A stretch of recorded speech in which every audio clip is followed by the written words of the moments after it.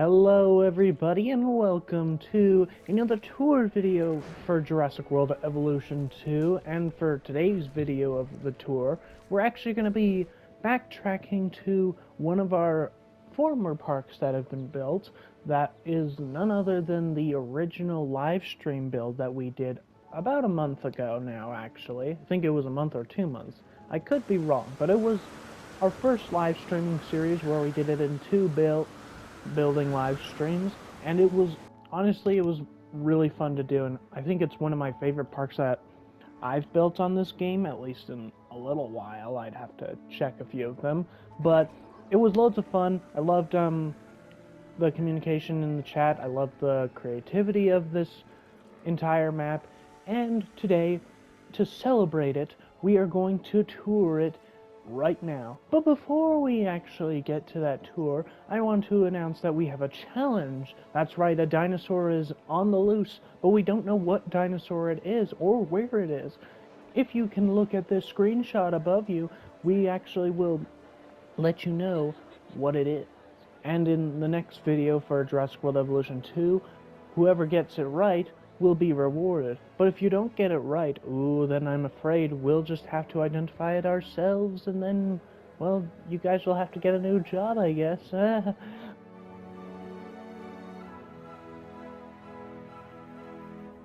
But now that I've given you this little heads up, it's time to get back to the video. Alright guys, we have actually made it in now into the... I don't even remember what this park was called. I think I called it the... Well, it's basically our challenge mode park from one of our live stream series that we did. And, well, it was loads of fun. And as you can see, it's not too crowded actually over here, which means they're probably all getting ready for their next exhibits. But, as you can see, when we start off the tour, we started off with quite a banger because we've got a lovely circle with lights and signs, and also two Spinosaurus statues covering with this beautiful DNA fountain. But we're gonna first head this way, which we'll loop around the outside just because it is a little bit faster, I believe. And as you can see, we got some Pteranodon statues as well here. Not too much detail. The weather on this, as you can see, because it's starting to rain, the weather is torn the paint off, so we decided just to go with a little bit cheaper on that and just keep it with stone. Now everyone seems to be panicking over the rain, but there's nothing to really worry about. Then again, there are these four people who are just rocking back and forth, minding their own business, really. But also, if you wish to get to certain points in the island, I would recommend taking the monorail track, which we will shortly. We'll actually have to take it to head down this way later. But we'll head to that point later. But first, in the first enclosure right here, which there's nothing over there, and we probably won't be able to see them at a good spot from here, but in this enclosure has the venomous Dilophosaurus, and in fact, I think I just saw one just run past the meat. Can we see? Oh yeah, there is one just, oh, there's two actually. Two of them are taking some breakfast. Also, you can see the gyrosphere ride, which you can book an appointment on. They are quite full, so I recommend scheduling a certain time. That way, when you arrive at the lineup, you can just go through and get onto your scheduled appointment. But here, even, you can still see the beautiful but deadly addition to the park, that is Dilophosaurus. Or you could, but now they're running probably to go and get a drink. Now we shall keep going this way. And as you can see, there's the gyrosphere line. Well, actually, it's not really much of a line right now, so if we wanted to, we could get a sneak preview right now. But we're gonna hurry along. But as you can see, gyrosphere's here. Can we actually see any from here? Oh, yep, there is one right over... Oh, right, we can go through the gates. But I'm not gonna take you guys through there because, well, I kind of want to get paid. And bringing you guys through the exhibit that way is not really safe. Now we do have plenty of enclosures on that side of the island, but we will get to them shortly. For now, we're going to stick to this side, and on this side is actually one of our more risque enclosures, you might say, because while you can see a bit of fence there, most of this enclosure is actually enclosed by rocks. And this one is our main apex's enclosure, which, can we actually see anything from here? We might be able to catch a glimpse. We actually want to make it very tricky because we prefer you guys walking at the little cliff area around there. You might get a glimpse. But in this enclosure we have Troodons, Compsognathus, and our apex predator of Acrocanthosaurus, who has quite an attitude, and in fact is the one who's got the injury because he accidentally broke out a while ago and swallowed someone's phone. Very Spinosaurus-like, it must be said. But we're gonna move on to around here, and we'll go this way first, and once we get through the... Well, actually, no, this is in front of the viewing, so in case you want to see from the tower for a bit more height, I would recommend using the vent, but you can also get quick glimpses from here. As you can see, there be a goat there that's actually not even moving on its legs. It just literally T-posed its way to where it was going, which is very interesting. It's moving its legs now, but you guys saw that, didn't you? But do we see an Acrocanthosaurus? Do we see Troodons or any of them? Oh boy. I'm hearing thunder. We're done for guys. Hope you don't panic, but there was some weather reports on the storm, so we're just gonna keep going on the tour. Like, if a tornado shows up, what's the big deal, really? But anyway, we'll actually need to go this way to we'll view these enclosures first, but as you can see, we have our hotel residence, at least our primary hotel, right here in the center, which I do recommend... Oh god, it's getting slippery, folks. I do recommend if you... Also, there is a little picnic area right here, so for anyone who wants to get a nice, like, quiet spot, I'd recommend here. But hotel reservations, please speak to the manager in this building. It does have a dinosaur toy symbol on it, but it actually is our registration as well. We actually decided to put them together.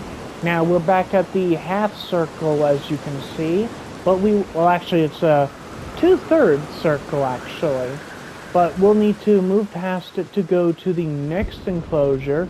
It looks like the storm is breaking up, so doesn't look like too much damage was done, thankfully. I hope everyone is still safe. We will also need to take a monorail. Oh, actually, no, we won't. But this enclosure here, I think we can see something. Yes, this enclosure is the Triceratops Valley, which of course features some Triceratops. It also features... Oh wait, this is the Nasutoceratops enclosure. My apologies, guys. It is, quite a complicated park. This is my first day here. I'm sorry. But, this is the, Nasutoceratops Paradise, which in here I believe is also, I believe either Corythosaurus or, yes, Corythosaurus. Muttaburrasaurus is in a later enclosure, but we shall actually, in fact, we shall actually, take the tour ride for this, just so we can get up close and personal with some of these guys. I would have taken you on the other one, but this one is quite a large enclosure, and the dinosaurs often like to, spread themselves out. But as you can see, we have a lovely group of Nasutoceratops right here. And if we, move forward, we might be able to catch, unless they all passed away. I know it has Corythosaurus in here as well, but we got lovely group of them. Nasutoceratops, and... looks like they may actually be up there. There is a forested section there with Corythosaurus preferred food, so they might actually be there. But we're gonna actually cut the tour off, and we'll actually hold on. Let's get back onto the tour. Sorry about that little accidental an alarm's going off, which means a building might need some repairs. We'll get our teams on there, but moving on. Before we head to the centerpiece that is Jurassic World, we're actually going to head off to, I believe, our largest enclosure, which connects to the redwood forest right here, as you can see, which this was a inclusion that was not from our live stream series, but I actually had them planted by our landscaping team for the fact that with the new whatchamacallit, with the new update, we were able to include different trees in different biomes. As you can see here, we have some more natural Germany based trees and also some redwoods. Now we're going to actually loop this way. Both these paths do loop around the same area. This way it's just better traffic flow. And this redwood enclosure is actually our prized enclosure, which, ooh, nice. We can get a lovely view, and in fact, you can actually, I don't even think you can see anything right now because this enclosure is, in fact, our sauropod sanctuary, which features Apatosaurus, Dryosaurus, and Kentrosaurus, if I'm not mistaken.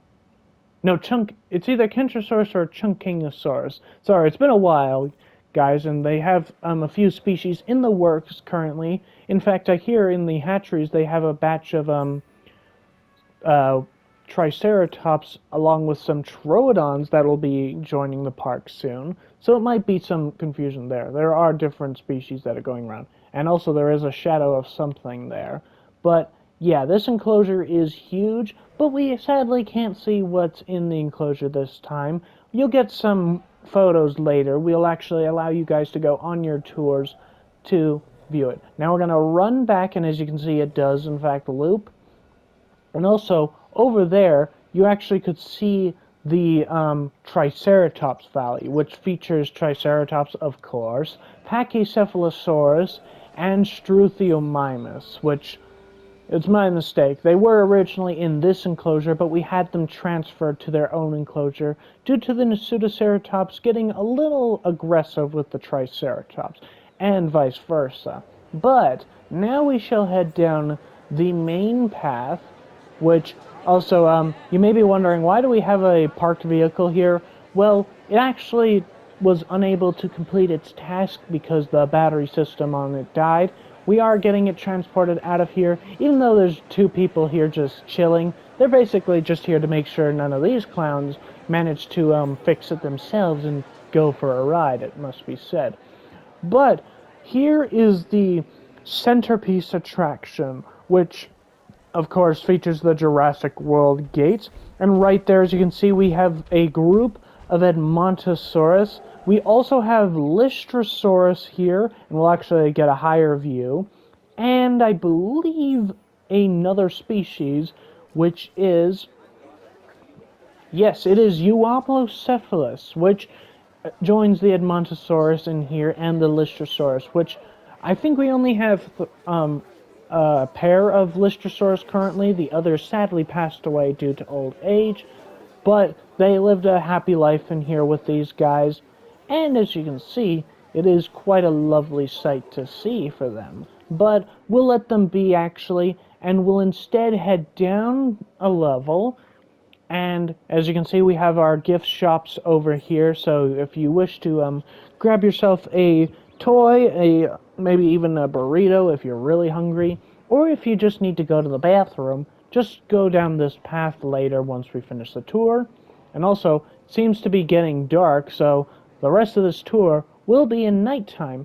But if we head down this way, I believe this is just like a little quiet scenery area, which this is actually what we consider the romantic alleyway, because we actually have a lot of people who like to propose down here with the view of some dinosaurs who they might be lucky to catch, such as a Struthiomimus there, and well, actually even one right there who's taking a nap, actually.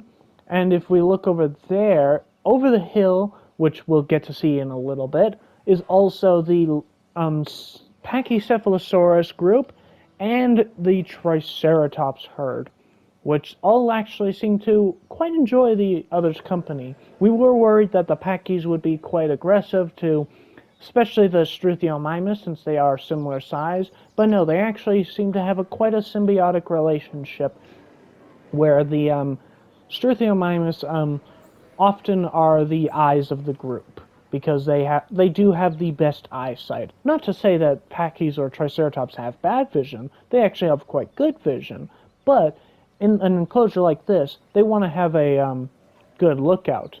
But also we do have a Jurassic tour for you guys to take later on if you wish.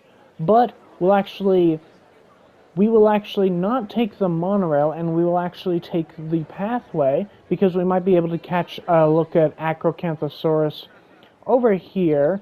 He often does like to be around here, which I don't think I can see him at the moment, but he may be somewhere here. He may be. He may be hiding. He is an old fellow. He's been through some issues, medically at least, so he knows where he wants to be, and we have to respect that. Also, as we trample through this crowd.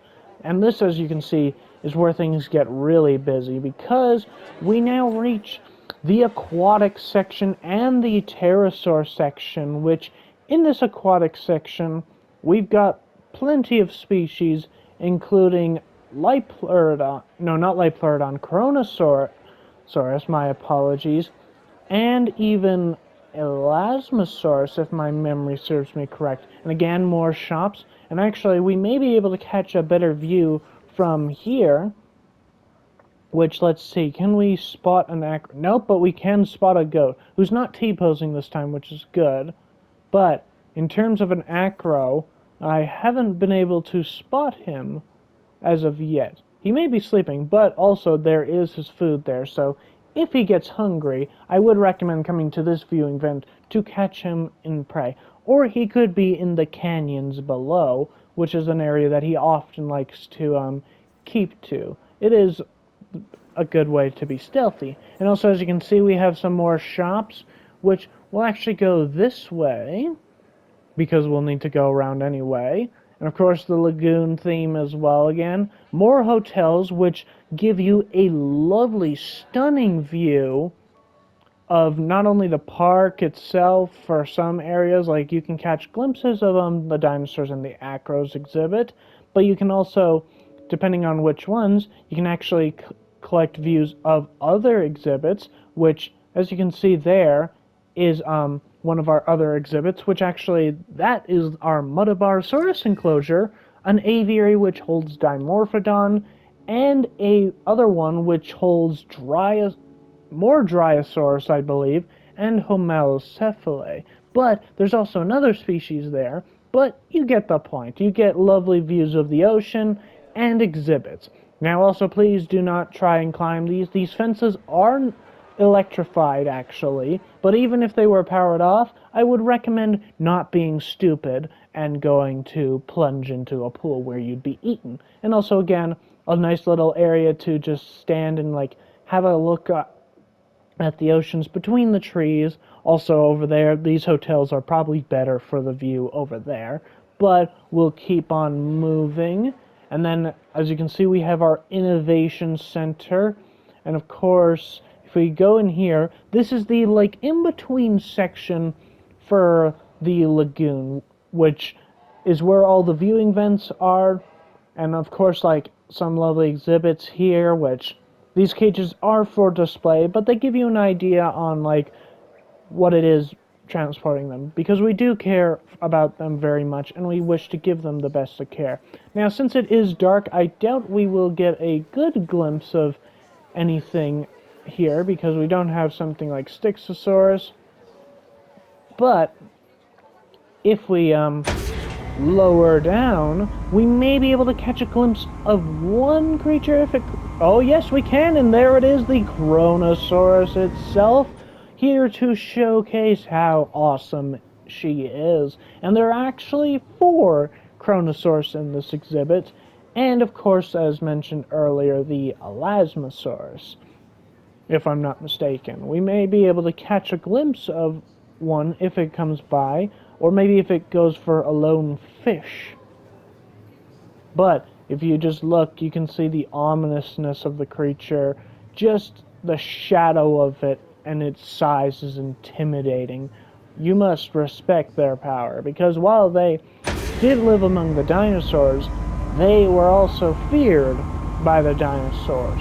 There were very few that would dare go up against them in their own waters. But there were a few that would, like, for example, if a T-Rex were actually able to, it would be an interesting fight, as T-Rex is actually a great swimmer on her own. But we don't have T-Rex on in this part, but we do have some flyers, some rulers of the sky, and, of course, the Innovation Center, and also it is turning day, which, geez, this tour is running quite long, you guys. Hope you guys don't collapse on me and fall asleep, because I ain't gonna drag you to your hotel, if you even scheduled your hotel. But as you can see, the Innovation Center right here, lovely as always. And then, if we head here, in here is our lovely aviary, which I believe houses Geostembergia, if my memory serves correct. We did originally have Dimorphodons in here, however they were not too pleased. But let's see, can we spot any from here? They usually do like to peek on the rocks in the water as well. They usually like to use it as like their, I guess you could say, their mating season. They do like to perch up and call for the females. And since there's only a few males, it makes sense, really. Which, I don't see any, which I think either they all passed away, since this is challenge mode park, which means age does play a key role in the quality of how the dinosaurs are. But you get the meaning. And of course, also we have more hotels over here, some that actually will give you more views. And also, if you're wondering, yes, these plants are growing through, but they actually have created their own root system, so they won't break the glass entirely. But it is safe. The pterosaurs will not get out unless they are uncomfortable. And of course, we have a outdoor dining section here, which actually is connected to this hotel where our chef creates some lovely meals. I do definitely recommend getting the Chilean sea bass. It is quite an exquisite meal. But now we need to move on, and actually we need to head back to the other side of the island so we can get onto the monorail.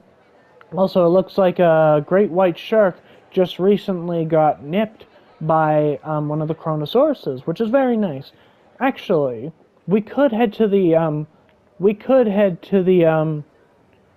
monorail station over here, and then we will take it all the way back to the final section of the park. So, buckle up, guys. We need to take quite a long ride. Alright, ladies and gentlemen, we've made it to the final section of the park, which this monorail station actually does connect to our research area as well. So if you wish to meet our scientists who work very hard here on the island under the supervision of Dr. Henry Wu, who often visits all the parks we make, I would highly recommend it, because appointments are very short, but you get a lovely sight. Also, we have a medical aviary, which this aviary is not for, like, guests to view. This is mainly for our scientists to deal with any pterosaurs that have any medical issues, because we like to treat them the best we can. Because, well, they are quite exquisite creatures that should be treated with respect. Also, here is another lagoon, which is merely for the same purpose, in case a Kronosaurus does manage to harm someone and, say, swallows a phone by accident, anyone. That would be bad. Also, actually, I just realized there is a second monorail, so we actually need to loop back because there is no path connecting here to there. But we'll just teleport, so give me a sec. And there we go, guys. We are here in the proper final section. As I said before, this monorail does connect around so you can loop. Also, we got some fountains and emergency shelters for all who need to. And we are actually going to first go in between the enclosures. There are two enclosures, but we will view them in a moment. This is a lovely little biome area, which gives you a nice quiet area with the trees and plants before you get into the boring concrete, which, oh dear, Uh, Folks, we got as you can see, we have a little bit of, weather damage. It seems our crew was unable to secure it before a certain Dimorphodon managed to escape. However, thankfully, the Dimorphodons are not actually too aggressive. They will sometimes attack if threatened, but usually that's when they're either nesting or they're in a large group on a hunting party. But as you can see, we only have one out, so we'll just, I'll call ACU. ACU, please get this Dimorphodon. He's gonna kill everyone. I mean, just a few people, but can you, just, take care of him? Thanks. But yeah, this lovely aviary dome was the former home of him, though it looks kind of deserted, which means probably the rest of his siblings managed to, go and have a jolly old flight. Also, it looks like it's gonna rain again. Boy, we picked the worst day for a tour, folks. It's really bad weather, honestly. And it's coming, the clouds came in quite fast. But anyway, hope you pull out your umbrellas, because we ain't stopping this tour. And we're gonna start over here, actually, where we get to see the Alberta's top predator, Albertosaurus. I know, they're very, paleontologists are very creative with their names, aren't they? It is our prized animal, and personally one of my favorites, as it is a tyrannosaur as well. And we actually have 3 Albertosaurs that live in here. You can see 2 of them currently. Actually, you can see 3 as the third one has managed to make his way here. He may actually start hunting the goat, if we're being honest. But you can get views from the viewing vent, and also these lovely planters. And you may be wondering, will they actually, couldn't they actually just, like, break out through here, like, just walk over them? Actually, no. These plants actually create certain pheromones that actually will cause them to avoid them. They're not toxic or any way, but they create a false scent that makes them smell like they're toxic, which is why you guys are probably wondering why do they smell so weird? That's why. They're releasing their pheromones, and the wind usually actually just pushes them up there, because if you were to go that way, you'd actually get the ocean current, which is blowing into the land itself.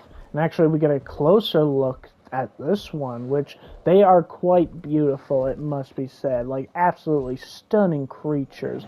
Oh, we actually can get him eating some meat.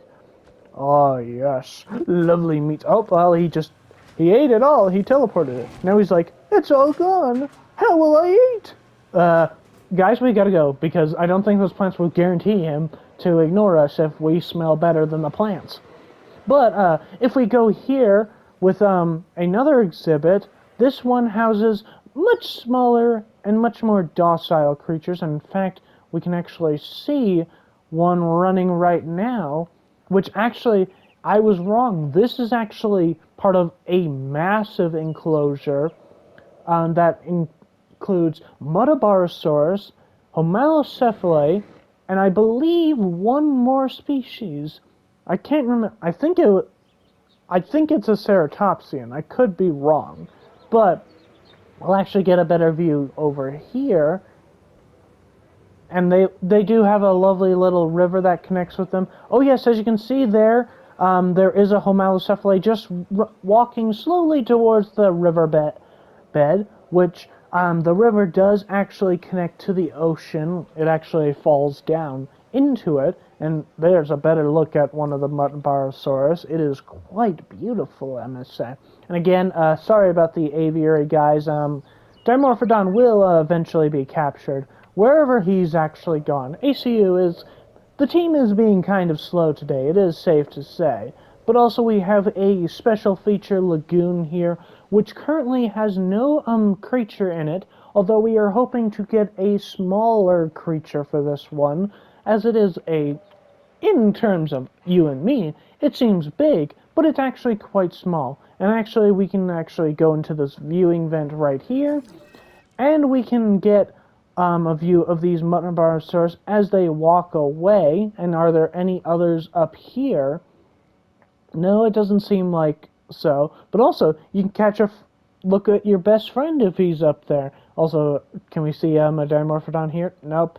ACU, yeah, I've lost complete visual of it. You guys are screwed. I mean, nothing, guys. But that is it. That is the entire park. I want to say thank you to everybody who was on this tour, and we are going to and it was quite the exquisite tour. Like, I think it was loads of fun, and like, I mean, I'm running out of things to say because ACU keeps messaging me in my ear saying, "Where's the Dimorphodon at?" And I'm just trying to keep you guys focused on the tour when everyone's like, "Where is it? Where is it?" But you know, that's not my job anymore. I alerted them. Now I'm supposed to be back to touring you, but now it is time to go up, and I want to say thank you to everyone who was on the live stream series for this park. It was loads of fun to do, and I hope to do more so in the future as well. And ooh, we're getting quite a view. Maybe we'll actually be able to see the Dimorphodon from here. I'm kidding, like, it's tiny. How are you gonna spot it? But I just want to say thank you everybody again, and if you enjoyed this video, I would appreciate the like, and until next time, stay safe, and I'll see you later. Bye-bye.